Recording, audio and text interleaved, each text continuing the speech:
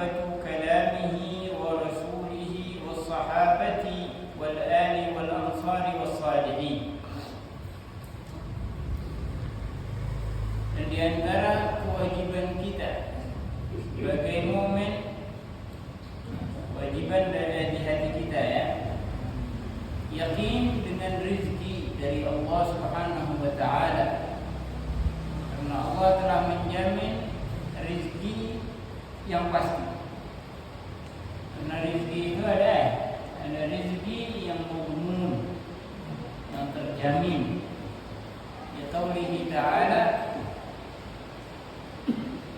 wa ma min dabbatin fil ardi illa 'ala Allahi rizquha. Tidak ada yang melata di atas muka bumi, baik di atas tanah ataupun di bawah tanah, baik di dalam air, semuanya illa 'ala Allahi rizquha, kecuali rizki mereka itu dijamin oleh Allah Subhanahu wa ta'ala. Tapi juga ada rezeki yang lain yang perlu iktisab. Dan rezeki iktisab itu yang dicari, maksudnya diperintahkan oleh Allah Subhanahu wa ta'ala untuk kita infakkan. Ada yang wajib, ada yang sunnah. Wa anfiqu mimma kasabtum, dan infakkanlah apa yang kalian cari. Ada rizq bil iktisab seperti yang telah kita jelaskan pekan lalu, dengan disertai tawakal. Kalau kita bukan ahli tawakal yang sempurna, artinya kita masih menginginkan perkara duniawiyah. Tapi ingat, mencari dunia itu jadikan untuk kita mendekatkan diri kepada Allah Subhanahu wa ta'ala. Pertama dengan mencari rezeki yang halal, dengan cara yang halal. Kemudian niatkan untuk menjaga diri kita dari sifat meminta-minta dan mengharap kepada orang lain.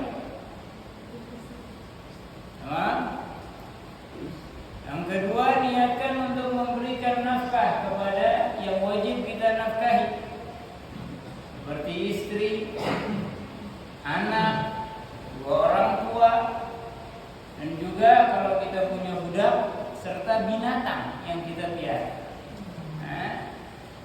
Niatkan untuk memberikan nafkah kepada yang wajib kita nafkahi. Kemudian niatkan untuk berbagi dari rizki yang kita dapati atau dari kelebihan rizki yang kita dapati. Infakkan. Makanya infak itu ada yang wajib, ada juga yang sunnah. Kalau sedekah itu disebutnya sunnah, dan di sana juga ada yang wajib jika memenuhi syarat, yaitu zakat, seperti yang telah dijelaskan.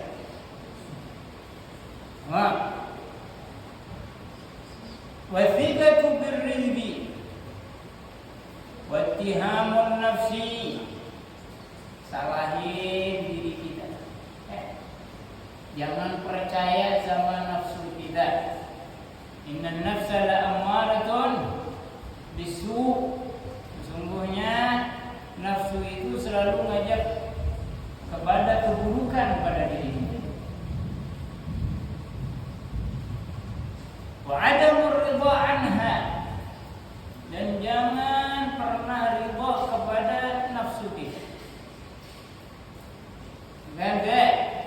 Dulu ada orang punya tekad untuk melawan hawa nafsunya, maka dia jadikan tahun-tahunnya itu pertama untuk menuntut ilmu, yang kedua untuk berbakti kepada kedua orang tua, total. Kemudian yang ketiga untuk jihad fisabilillah, untuk berperang. Tatkala ia ingin menuntut nafsunya mengiyakan, dia rubah kepada selanjutnya, baik kepada berbakti kepada orang tua atau berperang di jalan Allah. Hakata sampai di sekali waktu setelah sekian lama ya, dia ingin apa? Berbakti kepada orang tua. Nafsunya bilang iya. Kalau gitu saya pengen nuntut ilmu. Iya. Wah, bahaya. Ya, kalau gitu saya perang di jalan Allah, kata nafsunya. Iya. Nah, kemudian kalau gitu yang paling berat perang ya. Saya pengen berdiri di shaf yang paling berbahaya. Nafsunya bilang iya. Dia sudah keluar perang. Sudah di shaf yang apa? Yang paling berbahaya, nafsunya tetap senang. Ajib, kata dia, kenapa ini? Apa yang saya harus lakukan? Maka dia meminta kepada Allah Subhanahu wa ta'ala agar diperlihatkan nafsunya. Maka Allah mengijab keinginannya, muncul nafsunya di depan. Kenapa engkau riba dengan segala yang aku inginkan? Nafsu itu mengatakan, engkau setiap tahun membunuh saya, ya, maka lebih baik kita mati bareng. Ada yang sudah jadi nafsu muti'ah ya, karena nafsu itu jenisnya banyak. Ada nafsu amarah, ada nafsu muti'ah, dan nanti apa? Puncaknya di nafsu mutmainnah. Nafsul mutmainnah yang Allah katakan dalam Al-Quran, ya ayyatuhan nafsul mutmainnah irji'i ila rabbiki radiyatan mardiyah fadkhuli fi ibadi wadkhuli jannati. Wahai nafsu yang mutmainnah yang tenang, tidak bisa mengganggunya lagi nafsunya.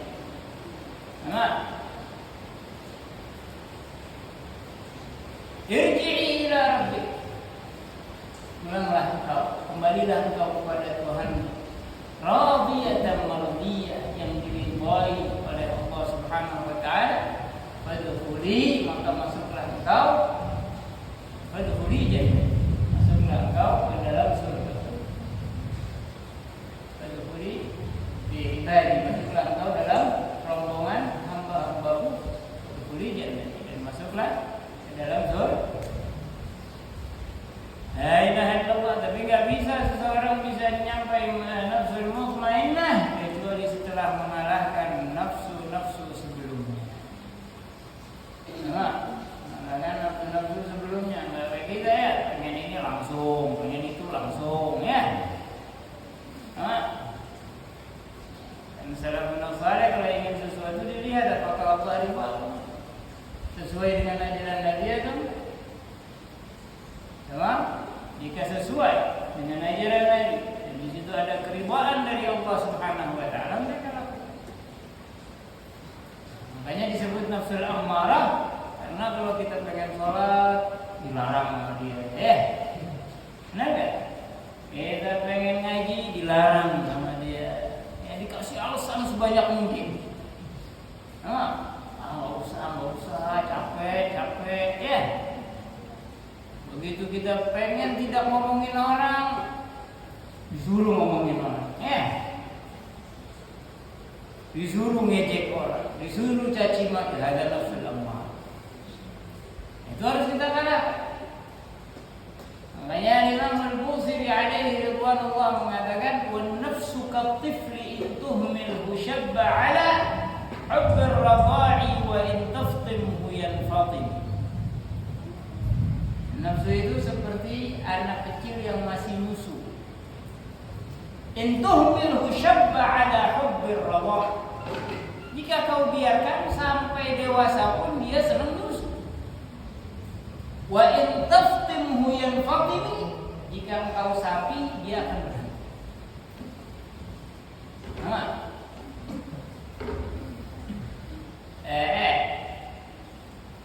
والنفس كالطفل ينده منه شب على حب الرضاع وإن تفتنه ينفطم.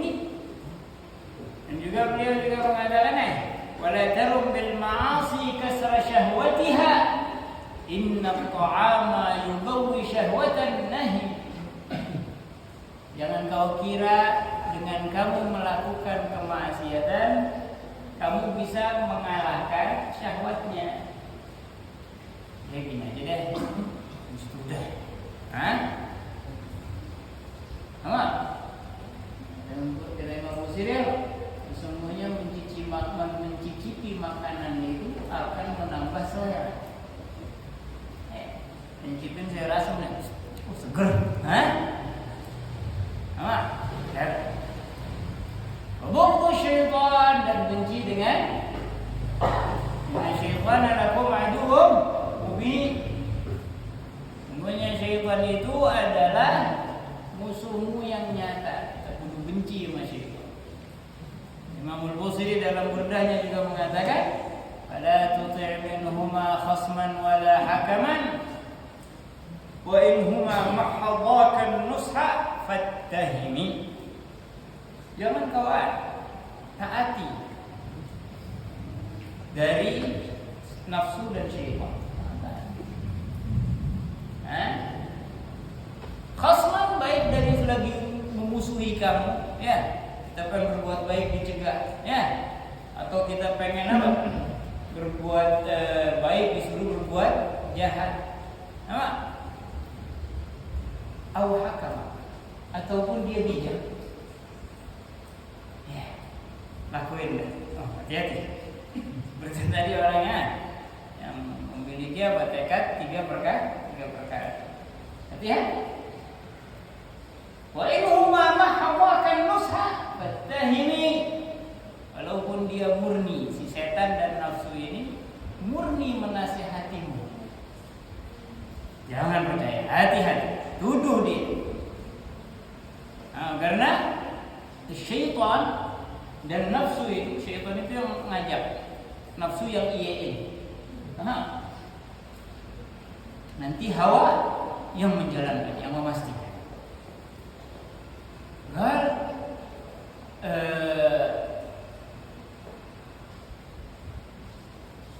Wala tuti' minhuma khasman wala hakaman wa in huma mahabbakan nusabat tahimi, kayak gitu. Ngaji ini, ya. Setan nasehatin kita. Pertama dicegah nih. Jangan. 12. Masuk ngaji.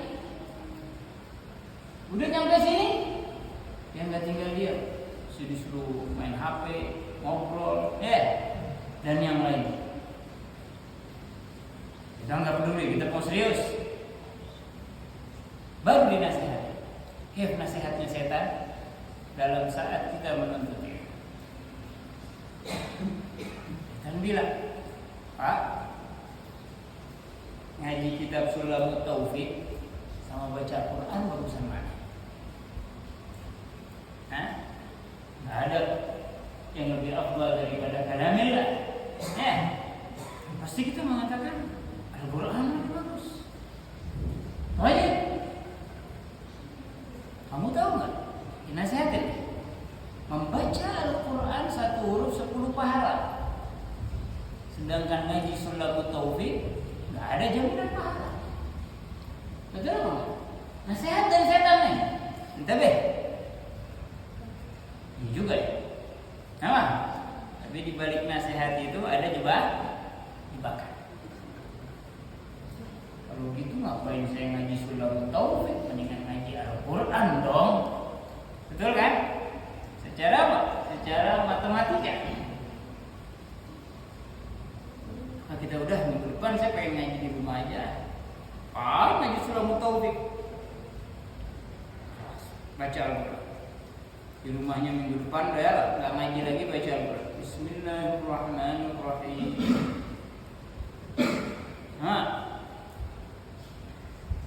Begitu dia membaca Al-Quran, setan bukannya sedih tapi senang. Yes. Kenapa? Karena tujuan dia bukan kita ngaji ataupun baca Al-Quran, melainkan mengeluarkan kita dari kelompok. Itu tujuan. Begitu kita sendirian, lebih mudah untuk diganggu. Itu baca Quran Bismillahirrahmanirrahim. Ning. Siapa sih? Ya. Oh ini nih tadi lupa nih. Ayo. Hah? Akhirnya lupa dengan Al-Quran orang aja. Ada murad. Ini keinginan syaitan. Jelas. Dan juga banyak orang yang mengatakan ngapain bermadhab? Ngapain? Bermadhab kembali kepada Al-Quran dan As-Sunnah. Betul? Sering dengar itu ya? Betul gak kata-katanya? Betul. Secara garis besar betul. Tapi tujuan dia untuk mengeluarkan kita dari jamaah. Tanpa kita sadari, ucapan tersebut telah menuduh para a'immah mazhab. Telah menuduh Al-Imam Malik bin Anas, menuduh Al-Imam Abu Hanifah, menuduh Al-Imam Asy-Syafi'i, menuduh Al-Imam Ahmad bin Hanbal bahwa mazhab mereka tidak merujuk kepada Al-Quran dan As-Sunnah. Waliyadzubillah. Mereka orang yang apa? Yang ilmunya diakui oleh ulama-ulama sezamannya dan setelahnya. Diakui pemahamannya tentang Al-Quran, diakui pemahamannya tentang hadis, diakui pemahamannya tentang ilmu Arabiyyah dan sebagainya. Tapi tujuannya apa? Agar kita keluar dari mazhab. Oh, Al-Quran dan As-Sunnah ada dalilnya enggak? Ada dalilnya enggak? Mana dalilnya dari Al-Quran? Mana dalilnya dari hadis? Oh, kalau kayak gitu, cari dah dalil salat Isya 4 rakaat dari Al-Quran dan hadis. Ayo cari. Ada? Cari sampai mati. Hebat loh teman. Sama? Itu karena ulama-ulama mazhab inilah yang merangkum dan mereka mengambil hadis Nabi Muhammad sallu kama ra'aitumuni usalli. Salatlah kalian sebagaimana kalian melihat aku salat. Dengan sanad dari mereka ke gurunya sampai Nabi sallallahu alaihi wasallam, dan mereka orang yang terdekat dengan Nabi. Kalau kita udah berapa generasi? Apa? Tujuannya apa? Mengeluarkan kita dari mazhab, belaga memakai Al-Quran dan As-Sunnah, tapi suruh ikut faham mereka. Berarti mereka mazhab juga kan? Ya, pemikiran itu mazhab. Apakah kita meninggalkan a'immah yang diakui keilmuannya oleh para ulama di zamannya dan setelahnya untuk mengikuti orang ini? Yang membaca Al-Quran dengan terjemah, yang membaca hadis dengan terjemah. Makanya hati-hati. Terkadang orang itu memberikan dalil tapi bukan untuk memperbaiki, tapi untuk merusak. Hati-hati. Sama. Wa bughdud dunya, dan benci kepada dunia. Benci kepada dunia. Sama. Wa dunya dani hawadithha kathira wa 'aishatha hadira wa muddatuha qasir. Dunia itu hina. Apa? Dunia hina. Masalahnya banyak, kejadiannya banyak, dan kehidupannya sedikit. Apa? Dan masanya juga sebentar. Kita tahu udah umur berapa sekarang? Kemana umur kita yang lalu? Sudah tua, udah berubah, udah encong, ya kan? Bentar. Dalam azab mengatakan dunia jiba.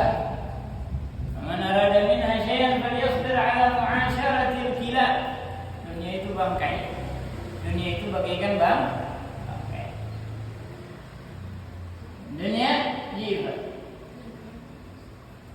Nama, siapa yang menginginkan dari bangkai tersebut, maka sabar untuk bergaul dengan para anjing. Benar nggak? Kita kalau mau sukses harus bayar sana, harus jilat sini, jilat sana. Yasbir ala mu'asyaratil hina. Dan Nabi sallallahu alaihi wasallam bersabda, "Lau kanat ad-dunya tusawi 'inda Allah janaha ba'udah ma saqa kafiran syarbatan ma." Atau syarbatan. Andai kata dunia itu bagaikan satu sayap nyamuk, jika dunia di hadapan Allah lebih mulia dari satu sayap nyamuk. Nyamuk punya sayap berapa? 2. Andai kata dunia di hadapan Allah lebih besar, lebih baik, lebih mulia daripada satu sayap nyamuk, maka orang kafir gak bakal dikasih seteguk air pun. Tidak akan diberikan seteguk air. Jadi kita lagi merebutin apa? Satu sayap. Andai katanya kita berandai-andai dari satu kelompok lagi ngobrol, anggaplah kita ya, jadi gambarannya gampang ya. Saya lagi duduk di sini, ya, dapat nyamuk. Alhamdulillah dapat nyamuk saya. Bego nggak? Giram dengan dapat nyamuk. Alhamdulillah. Apaan tuh Beb? Nih, nyamuk saya. Bagi dong. Bagi dong. Pokoknya kita ngobrol terus.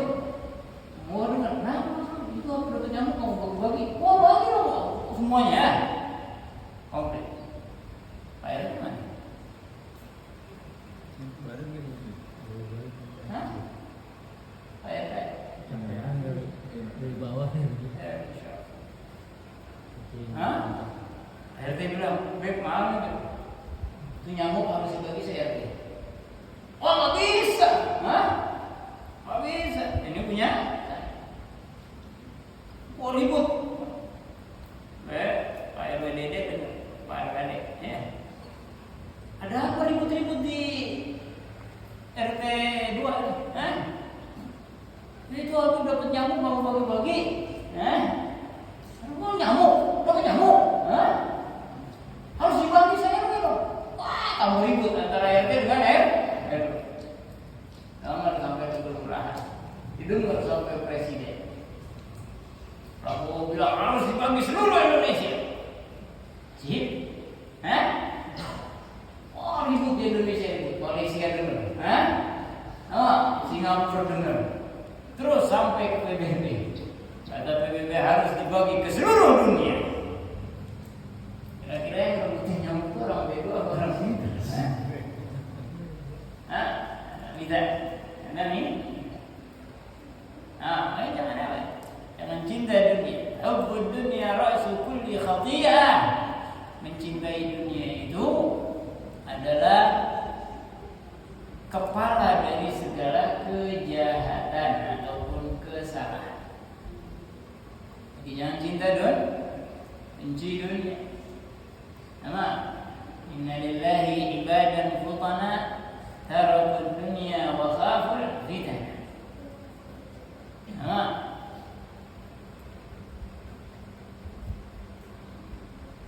sesungguhnya Allah itu memiliki hamba-hamba yang cerdas, bukan yang berputar nyamuk tadi, yang cerdas. Apa ciri-cirinya? Mereka meninggalkan dunia karena takut fitnah. Imam Abdullah bin Alawi al-Haddad mengatakan, la ilaha illallah Muhammadur Rasulullah, wa qad daraja al-islamu min qabli haula wa himmatuhum nailul makarim wal fadli wa qad talaqu ad-dunya wa ma sa'awlaha walladhi ya'ti yubadiru bil badri faqiruhum muharram wa dhul mali munfiqun raja'a thawabillahi fi salihis subli. Dan telah berlalu para salaf yang terdahulu dan semangat mereka meraih keutamaan dan kemuliaan di sisi Allah. Apa ciri-cirinya? Mengeluarkan dunia. Mereka menceraikan dunia. Seperti Sayyidina Ali mengatakan di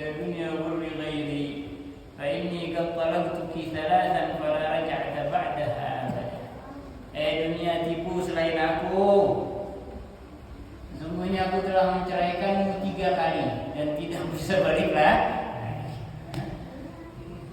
Ada kan salaful asal. Yakhaf min ad-dunya, takut dari hisab amam Allah. Wa ma sa'u laha, dan mereka tidak mencari dunia kecuali apa? Untuk kebutuhannya. Karena Sayyidina Ali mengatakan, carilah dari dunia dijauhi ta'ala, wala tansa nasibaka minad dunya, jangan lupai bagian kalian dari dunia. Artinya carilah secukupnya. Ya, dunia untuk mencukupi kebutuhan, bukan untuk merasa cukup. Karena nafsu pada manusia tidak pernah akan merasa cukup dengan dunia. Didapat ini, pengen ini, pengen ini, pengen ini, pengen ini, pengen ini. Nah, la ilaha illallah, sesuai kebutuhan, bukan ingin apa, merasa cukup. Dan jangan juga ikutin yang mengatakan dunia cukup, pengen ini ada, pengen itu ada, pengen kalau mau cukup namanya ya, pamak. Makanya karena itu merasa cukup, itu adalah berangkas yang tidak pernah habis. Ridha dengan yang Allah berikan kepada kita, kita pernah merasa cukup. Dan memiliki sifat iffah, tidak melirik kepada harta orang lain. Enaknya jadi dia mah enak, dia mah ini. Dengan bil-qalil yatika kathir, merasa cukuplah dengan yang sedikit, yang banyak akan datang. Yang penting jangan ada sifat iri, karena orang iri itu gak bakal dapat. Al-hasud ghad la yasud. Orang yang hasud itu gak bakal dapat. Nama wala wa qallaqad dunya wa ma sa'ulah walladhi yati, dan andai kata di antara mereka diberikan dunia secara paksa oleh Allah. Karena Allah yang menentukan segalanya. Yubadaru bil badri, menyegerakan untuk berbagi. Sehingga apa? Faqiruhu muharrar, yang fakir menjadi merdeka, tenang hidup mereka, ya. Nggak pusing. Mana mau besok? Ada orang yang memberi. Wadul mali munfiqun, dan yang memiliki harta berinfak, sehingga hartanya menjadi akhirat. Seperti yang kita sampaikan tadi, dengan niat memberikan kelebihan kita kepada orang lain yang Faqiruhum muharram wadul mali munfiqun, semuanya raja thawabillahi fi salih subli, hanya mengharap pahala dari Allah di jalan yang benar. Radhiyallahu anhum ajma'in. Makanya Imam Al-Ghazali menerangkan bahwa dunia itu bukan sekedar uang, ya, bukan sekedar uang. Dunia itu segala sesuatu yang menjauhkan kita dari Allah. Segala sesuatu yang menjauhkan kita dari Allah. Kerja nggak sholat, ya. Kerja jadi tolak, menjauhkan kita dari Allah. Atau bentuknya ibadah, tapi bisa menjadi ngajar riya, sholat riya, ngaji riya, pengen dipuji orang. Ada dunia. Karena dengan hadirnya kita tersebut dan disertai dengan riya, menjauhkan kita dari Allah. Sama. Ana aghna syuraka'i 'ani syirk. Atau dalam hadis qudsi, aku adalah zat yang paling kaya yang enggak membutuhkan partner. Nah, siapa yang apa? Menjadikan denganku partner, maka mintalah pahala dari partner. Berarti Allah menjauh dari kita. Nah, itu dengan riya. Kita sholat karena Allah kan harusnya, tapi karena pengen dipuji sama tetangga, pengen dipuji sama calon mertua, biar terpilih jadi RT, biar terpilih jadi RW. Allah nggak peduli dengan ibadah tersebut.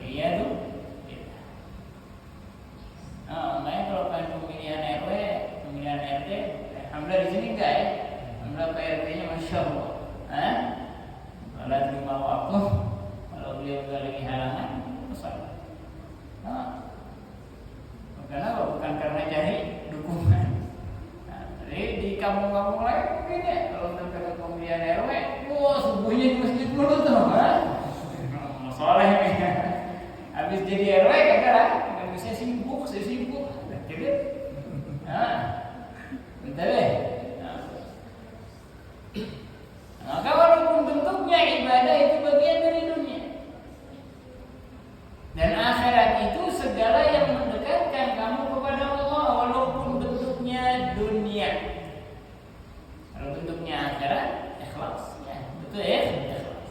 Salatnya ikhlas karena Allah, ngajarnya ikhlas karena Allah, ngajinya ikhlas karena Allah.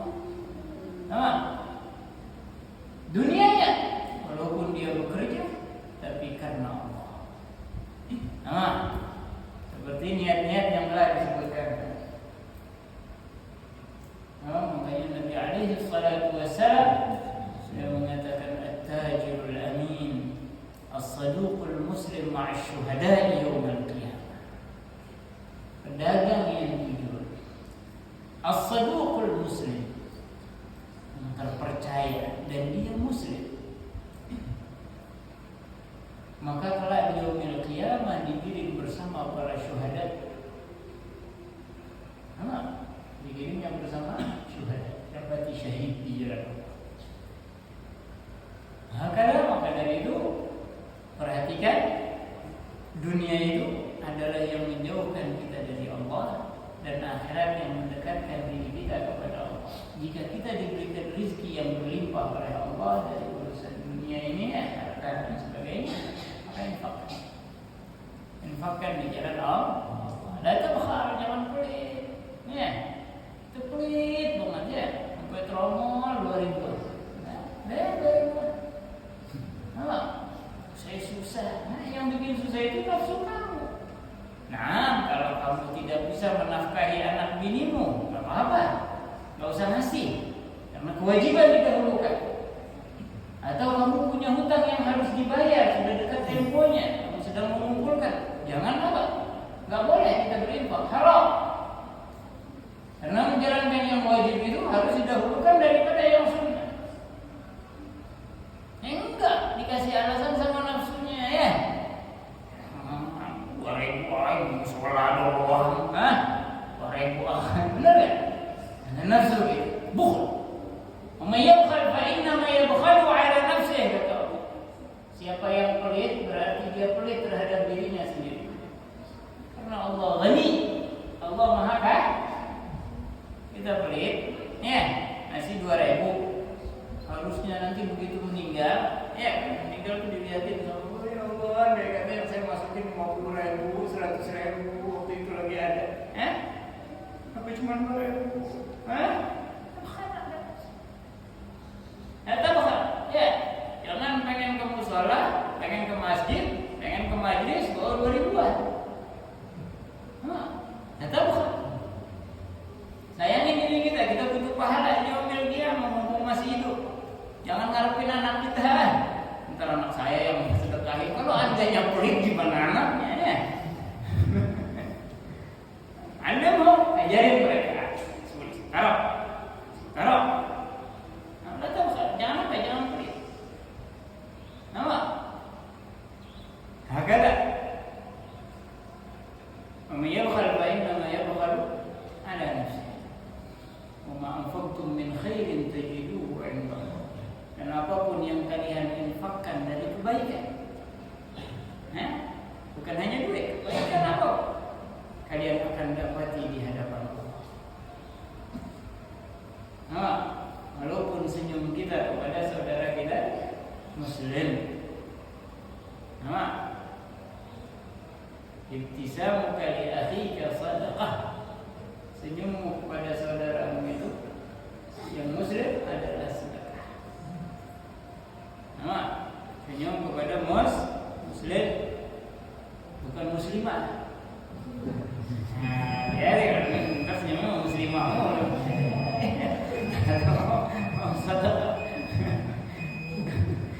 muslimah senyumnya sama muslim.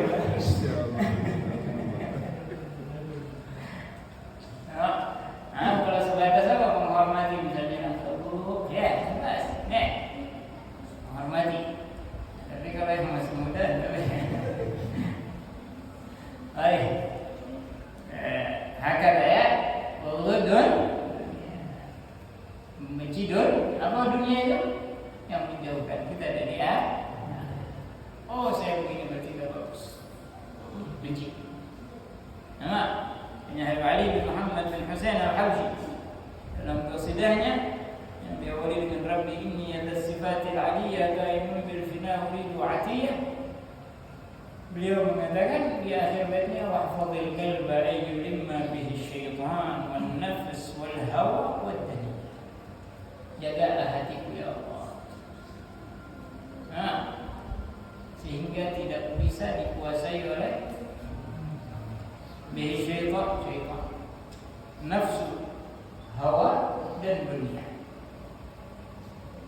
Perbedaannya apa nih? Syaitan, nafsu dan dunia. Dunia itu bagaikan toko. Banyak gak isinya toko? Syaitan bagai apa? Salesnya. Beli pak, ada promo pak, ada ini pak, ada syaitan. Tapi bukan sales berarti promo ya, bukan berarti sales itu setan, enggak. Setan itu sebagai sales dunia. Ini lu enak, ini bagus. Salesnya saya. Ada yang tergiur, nafsu itu coba lihat dulu. Masuk tuh, wah ini bagus, ini bagus, ada nafsu tergiur. Begitu kita mengambil keputusan untuk mengambil A, maka itu yang disebut hawa. Tapi kan kalau bahasa kita ada satu ini hawa nafsu.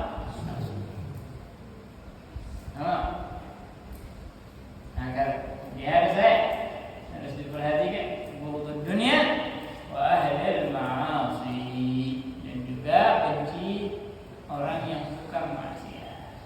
Ya. Dalam artian bukan benci dalam artian blok. Jadi jangan dikasih jangan dikasih muka. Illa itu. Kecuali dia taubat, maka dia saudara. Kalau yang melakukan maksiat aja kudu kita jauhin, ya, apalagi kemaksiatan. La ilaha illallah, ya, apalagi kemaksiatan. Maka membenci maksiat itu harus lebih besar daripada tidak menyukai yang suka maksiat. Di sini terang-terangan dalam bermaksiat. Dasarnya manusia itu adil. Walaupun dalam kategori lam yu'raf bil fisq, tidak kelihatan kemaksiatan. Maksiat tetap di dirinya ada. Beda halnya dengan yang mutawahhir bil ma'siyah, yang menampakkan kemaksiatan, ada disebutnya fasik. Apa? Fasik. Ada orang bilang dia dibodohin sih Pak. Kamu pakai malu-malu, jangan munafik kamu, Dia bilang jangan munafik. Kalau saya sih nggak munafik, Saya depan orang begini, belakang begini, depan begini. Nggak mau apa? Mau masalah nifak. Nifak itu apa sih munafik itu? Yang menampakkan keislaman, menyembunyikan kekafiran, itu munafik. Ada bahaya banget ini Pak. Ngakunya Islam tapi jelek-jelekin orang Islam. Ya, ngakunya Islam tapi menyanjung tinggi kufar. Alhamdulillah. Ada munafik. Kemudian apa itu fasik? Fasik itu yang menampakkan kemaksiatan. Menampakkan kemaksiatannya di muka umum, ada fasik. Dan ini bahaya ya. Karena orang fasik itu susah buat tahu. Dia merasa benar dengan kemaksiatan. Makanya orang maksiat itu ada dua. Ada maksiat karena syahwat, karena nafsu. Ada maksiat karena kibir, karena sombong. Orang yang bermaksiat karena nafsunya itu masih yurja taubat, diharapkan taubat. Tapi kalau orang sudah maksiat karena kesombongan, maka tidak diharapkan taubat.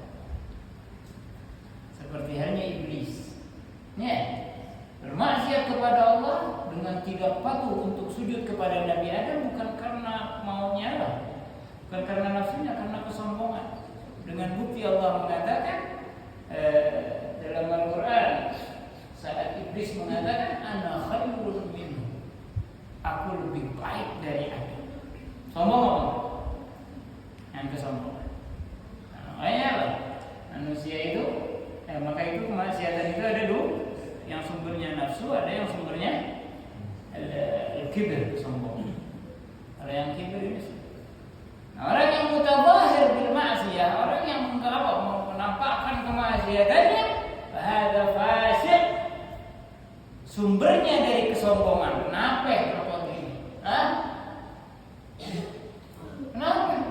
Kalau bukan gini diri gua. Siapa yang melarang? Allah yang melarang.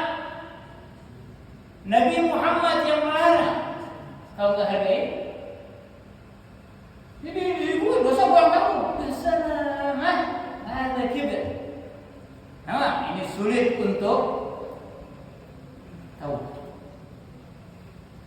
Tapi kalau orang yang tidak menampakkan kemaksiatannya, dia bermaksiat, tapi dia tidak tampakkan karena tergoda dengan nafsu. Nafsunya ada yurja taubat. Diharapkan taubat. Dan terlebih lagi orang yang fasik ini saksinya banyak. Andai kata dia bertaubat pun nanti ada yang bersaksi, ya Allah saya melihat dia begini, saya melihat dia. Makanya kita jangan pernah menceritakan kemaksiatan kita. Nah, kecuali yang berkaitan dengan hukum.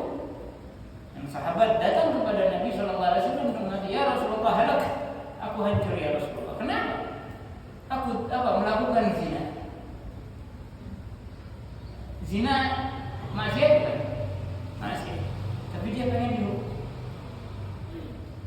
Nabi alaihi salatu wassalam yang mendengar itu enggak langsung menuduh, oh kamu berzina, kurang ajar kamu. Nabi bilang, enggak, mungkin kamu hanya tidur bareng. Mungkin kamu hanya tidur. Enggak ya Rasulullah, saya berzina. Ya, 2 kali dia bersaksi berzina. Nabi, enggak, mungkin kamu hanya menindihnya. Kenapa? Hanya menindih? Enggak ya Rasulullah, saya berzina. Nabi bilang, enggak, mungkin maksudnya salah, di antara paha aja, enggak masuk ke dalam kemaluan. Ya, Nabi sallallahu alaihi wasallam menghindari umatnya dari hukum. Dia mengatakan, enggak ya Rasulullah, saya benar-benar berzina.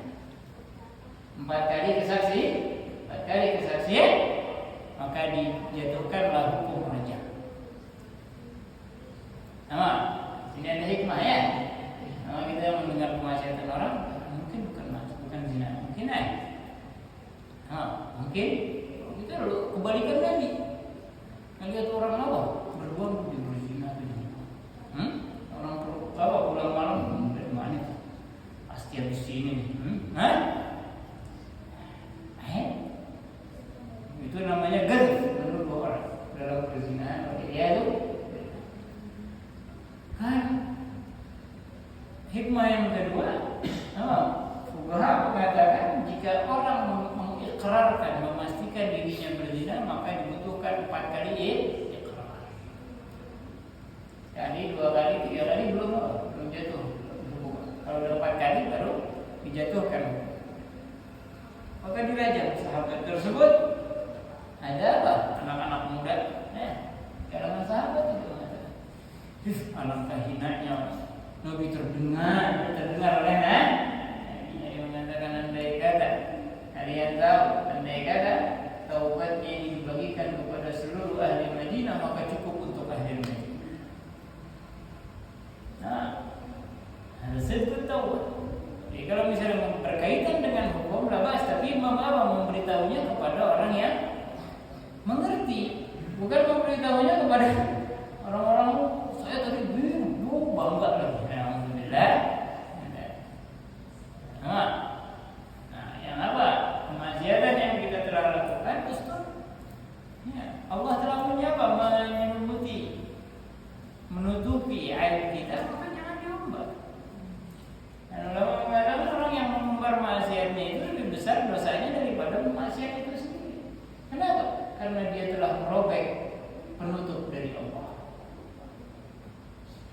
Master, kalau saya sih dulu begini. Wah dulu saya. Jangan dia. Ya, dan apa? Ceritakan kalau itu berkaitan dengan hukum kepada yang ahli plus orang ini amanah, nggak bocor. Tahu nggak bocor? Entar cerita, di bulan begini, orang nanya mana? Dia guru, ada. Yang ditanya lagi ke orang ini, Stop, tutupin boh. Man satara musliman satara Allah yaumil qiyamah. Siapa yang menutupi aib orang muslim maka di yaumil qiyamah akan ditutupi aibnya. Nah, kalau kita buka aib orang nih, mendingan yang benar orang kampung nih di kampung atau viral di Indonesia dari 270 juta bangsa Indonesia yang lihat palingan cuma berapa puluh juta. Ya, sama viral 2 juta yang lihat. Nanti di yaumil qiyamah aib itu dibongkar sama Allah yang melihat dari Nabi Adam sampai akhir zaman. Enggak ada yang melihat semua. Makanya tutupin aib saudara kita, maka kita akan ditutupi aib kita oleh Allah Subhanahu wa taala. Kebalikannya kita membongkar akan dibongkar oleh Allah. La ilaha illallah. Kata dan tidak ada seorang pun di antara kita kecuali punya aib. Ada yang nggak punya aib sama sekali? Bersih? Ada? Nabi kan? Atau malaikat? Kita semua punya kekurangan. Kita semua punya aib. Maka jangan ngomongin aib orang. Kalau aib Anda tidak mau dibongkar. Maka ada oleh dari kita sampai insyaallah pekan depan kita akan meneruskan tentang cinta ya, cinta kepada Allah, cinta kepada firman Allah,